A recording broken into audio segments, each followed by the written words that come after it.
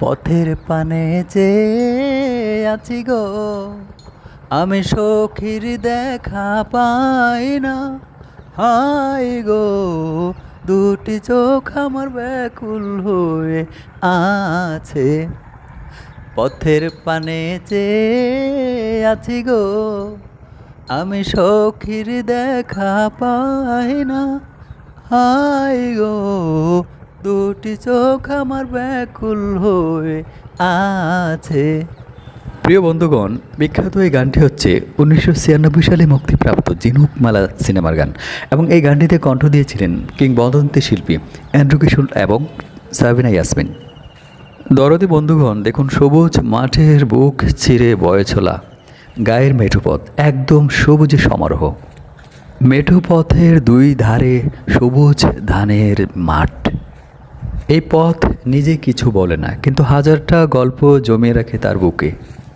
কার প্রথম প্রেমের চিঠি এই পথেই হাত বদল হয়েছে, কার বিয়ের পালকি এই পথ দিয়ে গেছে, অথবা কার লাশের খাটিয়া শেষবারের মতো এই পথ দিয়েই বেরিয়েছে। এখানে সবুজ মাঠ মা, আর পথটা তার আঁচল। এই পথে কোনো তারা নেই, শহরের পিচঢালা রাস্তার মতো হন্তদন্ত না। এখানে রাখাল ছেলেটা গরু নিয়ে আস্তে আস্তে যায়, পায়ে কাদা মাখে। বিকেলবেলা ছেলে বয়স্ক সবাই এসে এই কালভার্টের উপর বিশ্রাম নেয় মনের আনন্দে। বৌজিরা মাঝে মাঝে কলসি কাকে গল্প করতে করতে এই রাস্তা দিয়ে যায়।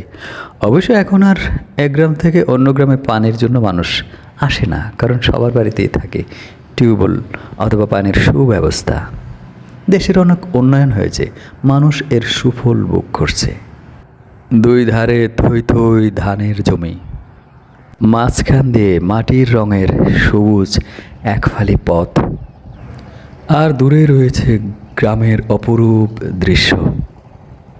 এই জন্যই হয়তো প্রেমের কবি জীবনানন্দ দাশ তার রূপসী বাংলায় বলেছিলেন, বাংলার মুখ আমি দেখিয়াছি, তাই আমি পৃথিবীর রূপ খুঁজিতে যাই না আর। প্রিয় বন্ধুগণ, আপনি কি কখনো এমন গায়ের মেঠো পথ দিয়ে গিয়েছেন? দুপারের নান্দনিক সৌন্দর্য উপভোগ করেছেন? অবশ্যই জানাবেন। ধন্যবাদ সঙ্গে থাকার জন্য।